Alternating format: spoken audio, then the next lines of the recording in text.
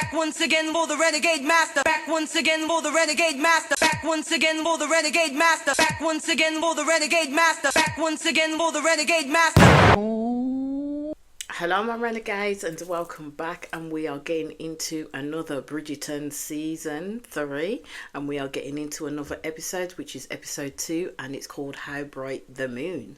But before we get into this episode and have a chat about this episode, as I always ask, please hit that subscribe button, please hit that notification button so when you know I'm on and doing videos. Please comment, share, like, do the things that you good people do, because as you know, I am on the road to 1K. So as it seems from this episode, we see that Lady Whistledown and the Queen seem to be in a battle of wills, basically, because Lady Whistledown is calling the Queen out for not picking a diamond whatsoever in this season.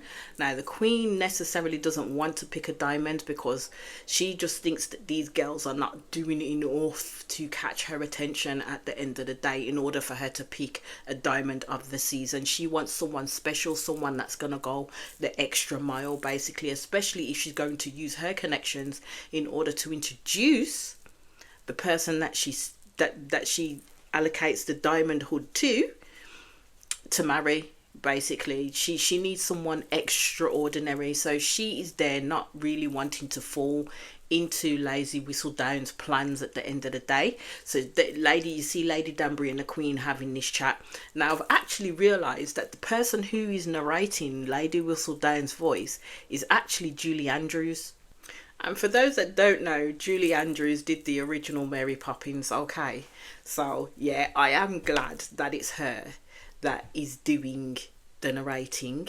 There is one other person that I would have liked to have done it, and it's Barbara Walters. She's absolutely exceptional too in terms of her acting and her voices and this, that and the other. So yeah, she would have been another person that I would have picked to do Lady Whistledown's voice, because don't forget, we now know that Penelope is Lady Whistledown, so it would have been kind of weird to hear her voice narrated back to us. We needed that excerpt of, like, you know, this older grandeur type person, because that's who people think Lady Whistledown is. They think she's an older, respected member of the ton, but is able to literally know everything that is going on. So she's got her ear to the floor, as it were. You see the Baron of Kent, which is the Mondrich's son. Now they've all gone to their new home, and my thing is how they're expecting this child to act like an adult at the end of the day. So he cannot do any childlike things anymore.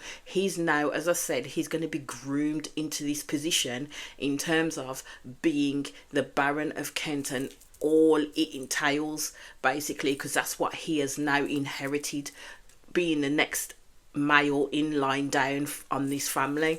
So you see Lady Featherington, and basically she's all it is, because yes, she's got 2 matches for her girls, Prudence and Philippa, but they're not actually like financial matches, because these men don't really have no money between them in order to keep the line going for her, in order to keep her in the aspects of, you know, the tandem that she is accustomed to. So Lady Featherington is worrying like hell, so she tries to compare her situation to the fact that, you know,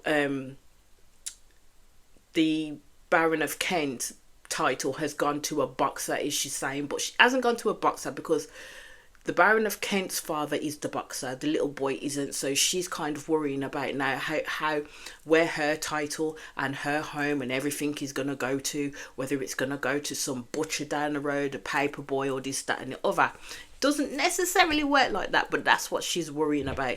But her situation is completely different to that, because basically the Baron of Kent was handed down to him, whereas with Lady Featherington's situation is they have no male heirs.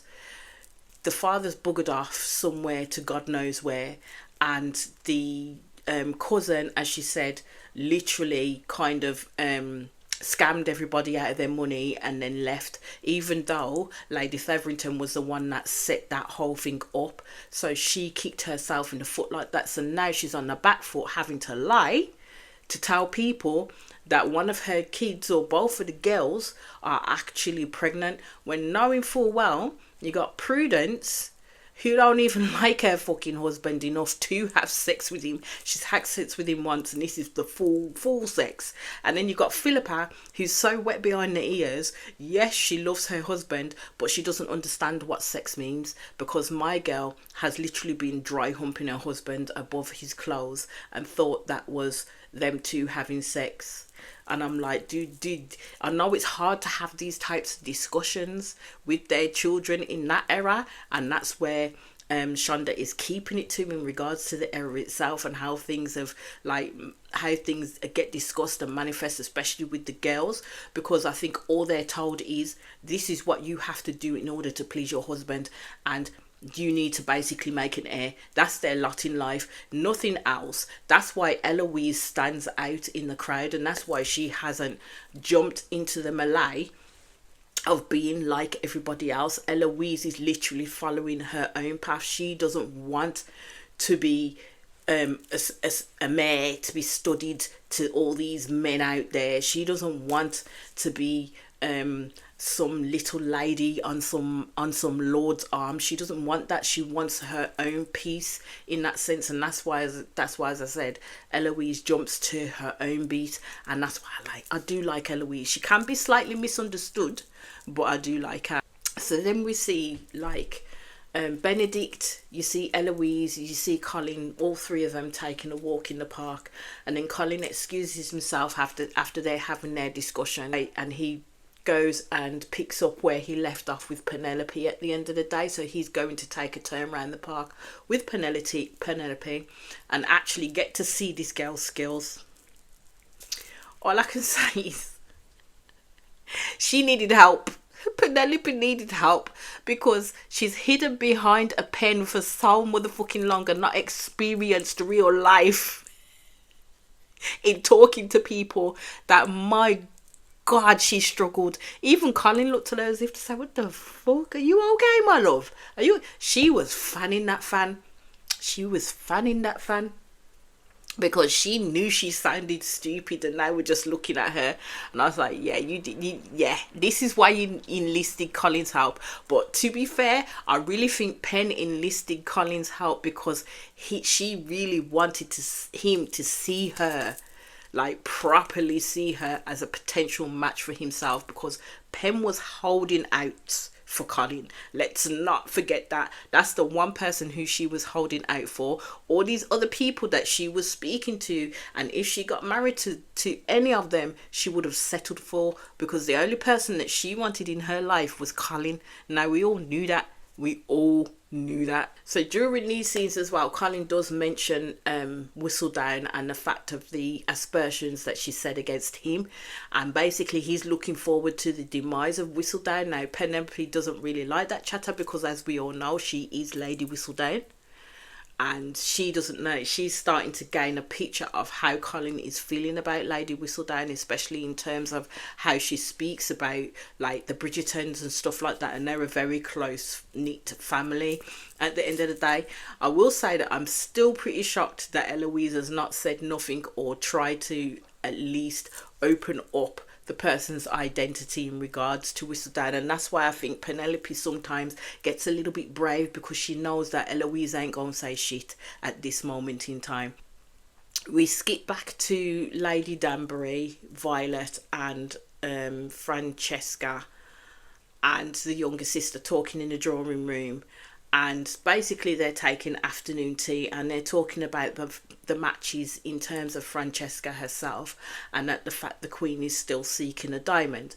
So Lady Danbury puts it in their ear that, you know what, actually the Queen is still seeking a diamond, but she needs these women to do more. So basically she was giving Violet, she was giving her the heads up that, you know what, the Queen is still looking out for one. She ain't put it out there officially, but this is what you need to do in order to garner her attention. So she was giving Francesca Bridgerton that little bit of a push before anybody else would find out that actually the Queen is looking for a diamond. So just before I go into the next scene, because I skipped over the fact that when the Mondriches went to Kent and they've gone into this household and they're being shown around, the expectation on them now is they need to act how all the other Kent lords have acted. So basically it's in terms of the husband and wife sharing separate rooms. Now, my thing is that they're a lot younger now. They're a lot different. They've lived a completely different life to what Lady Kent would have lived. So the expectations on them should be different, but it isn't. It kind of stays the same, and they're expected to follow on in these expectations. So they're not liking the fact that the Mondriches are not liking the fact that they have to sleep in a separate room at all. But it isn't until, as I said in my previous episode, that the chats with other people come forward, especially with Mr. Mondrick having the chat with Benedict and saying, basically, at the end of the day, you're married, you've gone past that step, you need to make your own rules for your own household. So that's what they kind of do. All I can say is, in the next scene, I was like that at the screen, because Colin had a threesome. Colin had a full-on threesome. I was like, the backside. Oh, is that you though, Colin? Oh my God. I was like, he's all grown up. I was like, rotted. Colin's opened up and expanded his horizons. Let's just put it this way. Colin stepped into his own. Colin was telling us exactly who the fuck he was throughout this whole season. I just can't wait for I really can't wait for the 13th of June to come. Like, they need to hurry up and put that on the motherfucking screen, having us wait this long just so I can see more of what the fuck is going to happen next. So from that, he does go and meet Penelope in regards to the next session. Now, I can perfectly see that Penelope is so comfortable with Colin that she can talk to him and have no issues talking to him. So, but when it comes to talking to the other men of the ton, she acts like an absolute weirdo and she flaps it. So she needs to try and get into a space where she's comfortable talking to them and being able to find out about them, and then being able to find out about her to be interested in her. So Colin's basically saying to her that once you break free of the expectations, you become yourself. And I mean, that is easy for Collins to say because he's a dude within this realm, so they have a hierarchy above the women. It's a bit harder for women to come out of those expectations because those expectations are so set on them that they literally cannot breathe, that they're pressurized so much. You need to find a husband, you need to gain riches, you need to then be an heir to keep yourself in these riches and to keep yourself within the little bubble of the tandem, as I called it. So it's completely different growing up in that situation as a woman than it is for a man. So it's easier said than done in terms of Colin saying you need to let go of the expectations. You see Francesca basically saying that she does want to get married, but she doesn't really want to vie for the Queen's attention. She just wants to find someone for herself. Basically, as I've already said, Francesca doesn't like the noisy household.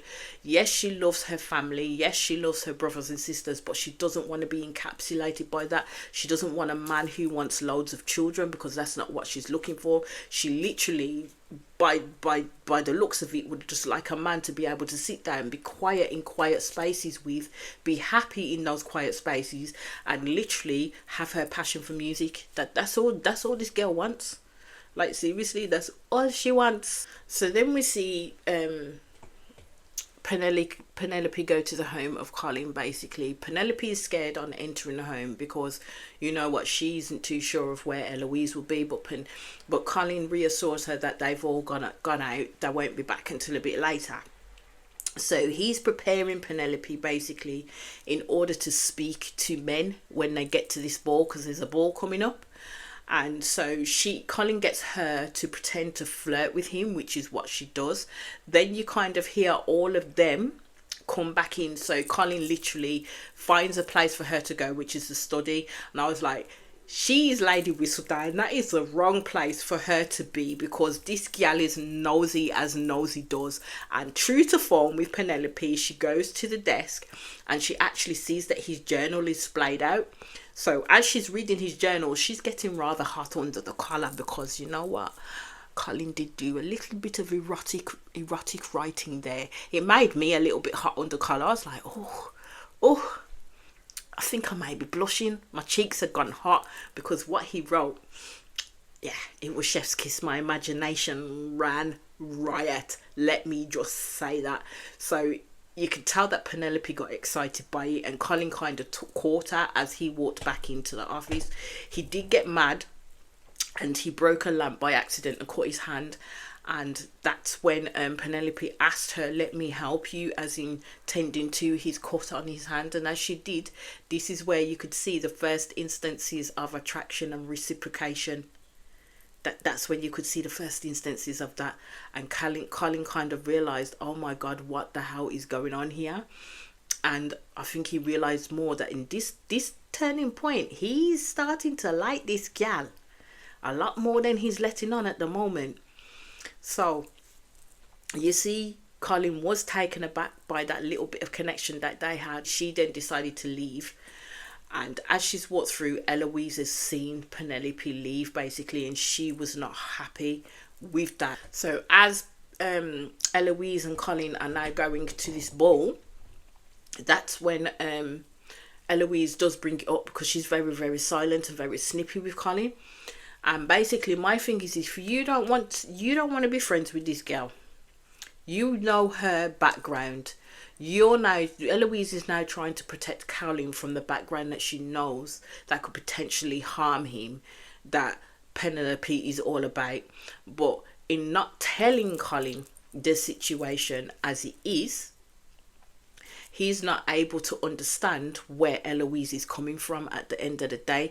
So Eloise really can't tell Colin who he can and can't be friends with, because Colin is bemused over the fact that he doesn't understand why Eloise is not friends with Penelope in the slightest, because Eloise, and besides himself, were the only friends that Penelope had, like really had, throughout this whole society. And as I said in my previous episode, I don't understand how they did not like this girl. Like seriously, I understand she was a wallflower, understand she wore garish bloody outfits, but you know what, there was no need for the women to act the way that they act towards Penelope at the end of the day.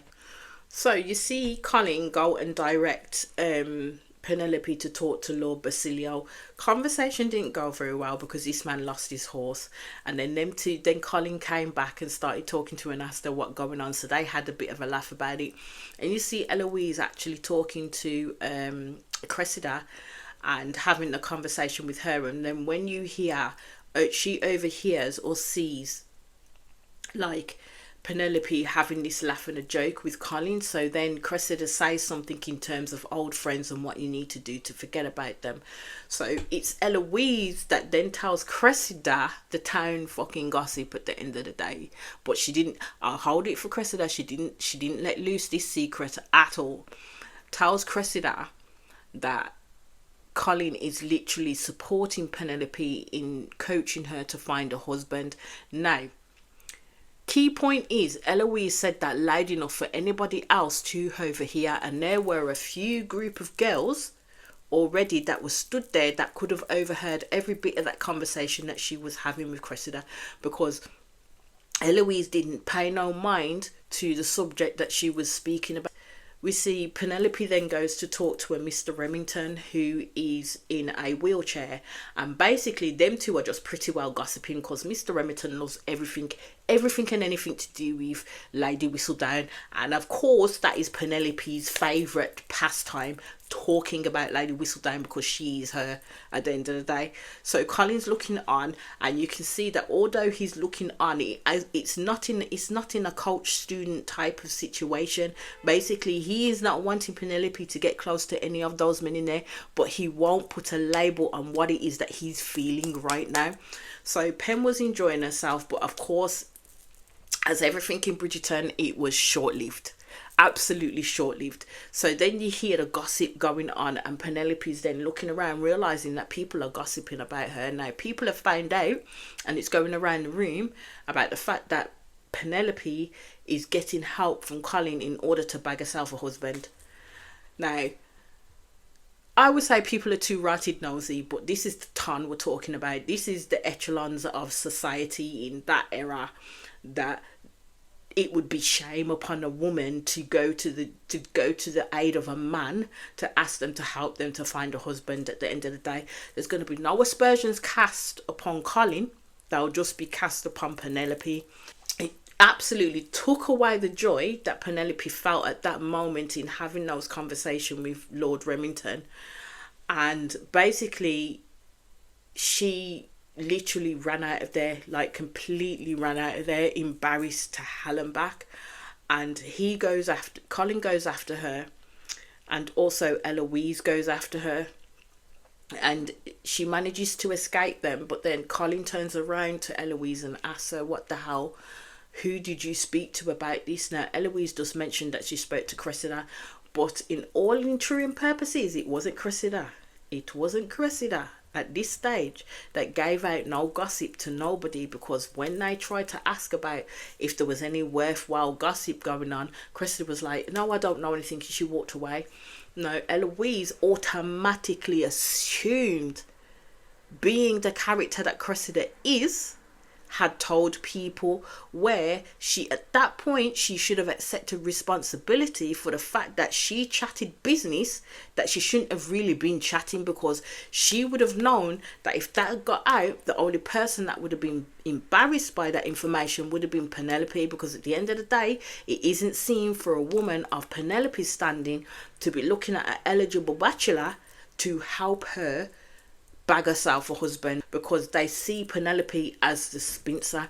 This is her third and final outing to look for a husband, and if it doesn't work, then that's it for her, like completely.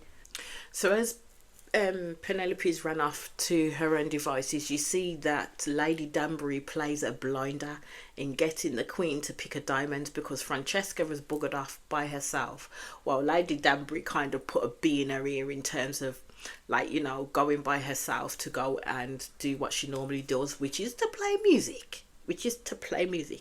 So as Lady Danbury's managed to fix it, that the Queen comes past and walks into the room and listens in and sees Francesca playing music, she likes the fact that Francesca played it for the joy of herself.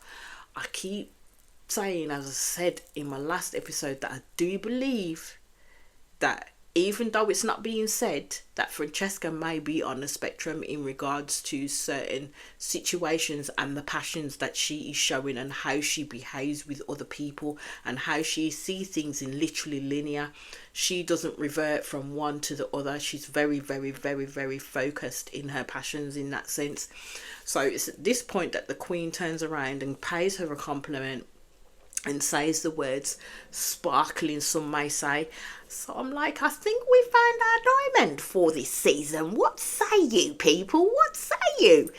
Penelope gets home. She has to write, starts penning as Lady Whistledown, because she's literally upset by it, but she has to literally put herself in that, because if she didn't, because this is the biggest thing in regards of her seeking an eligible bachelor to literally find her a husband, if she didn't write that, suspicions would be cast as to why Lady Whistledown, that's a main event, has not written about it. So she did, and she was quite disparaging when she wrote her about herself. You see Lady Danbury then get a letter to say that a visitor is coming, and it doesn't seem to be a welcome visitor at all. So Eloise spoke to Cressida about the situation that occurred with Penelope, and actually Cressida played a blinder by telling her that Eloise needed to look in the mirror herself and see what she saw looking back, because at the end of the day, Cressida is trying to change who she is. She hasn't had a friend like Eloise before, so she was literally trying to change the pattern of behaviour that she always fell into, and that was the first step in doing it. Cressida did not give out that information. That was on the back of Eloise at the end of the day. So it's at this point that Eloise needs to accept responsibility for the shit that she just caused with Penelope and her brother. So when it all comes out in regards to the Lady Whistledown comet column and everything she's wrote about Penelope, you see Lady Featherington go to Penelope, you know Lady Featherington is Penelope's mother, and literally just put this girl down. So basically she's essentially telling Penelope that she needs to stay unmarried, and there isn't necessarily anything wrong being a spinster.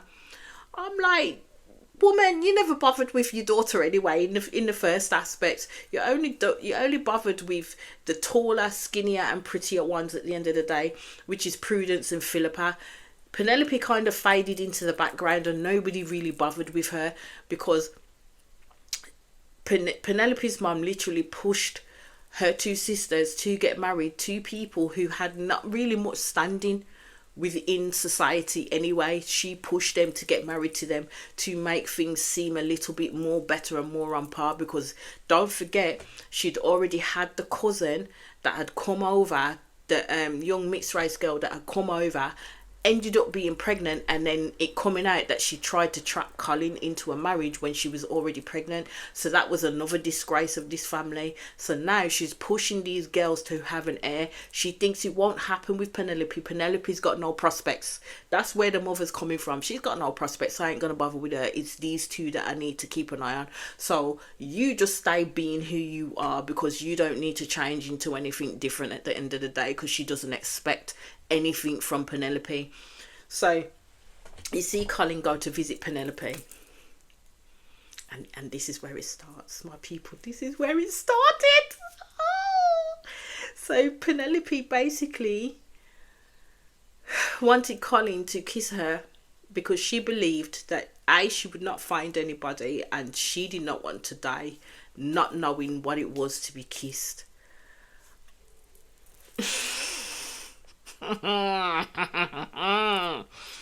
Yeah, that kiss made me want to be kissed by Colin too. That's all I'm gonna say. That was a kiss. That was a kiss, and it was from that kiss that Colin actually realized, do you know what? This is the person who I'm seeing. This is the person. This is where my questions have now been answered, and this is the person that I actually want. He wants Penelope.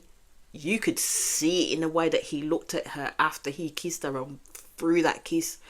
But Penelope at this point doesn't see anything as Colin being a good friend and helping her out in her time of need. But boy, sir, I can't wait for the next one. But I'll be back soon enough, my people, because that's where the episode ended.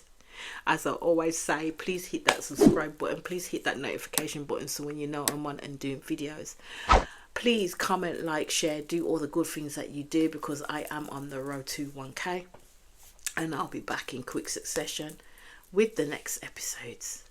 So peace out.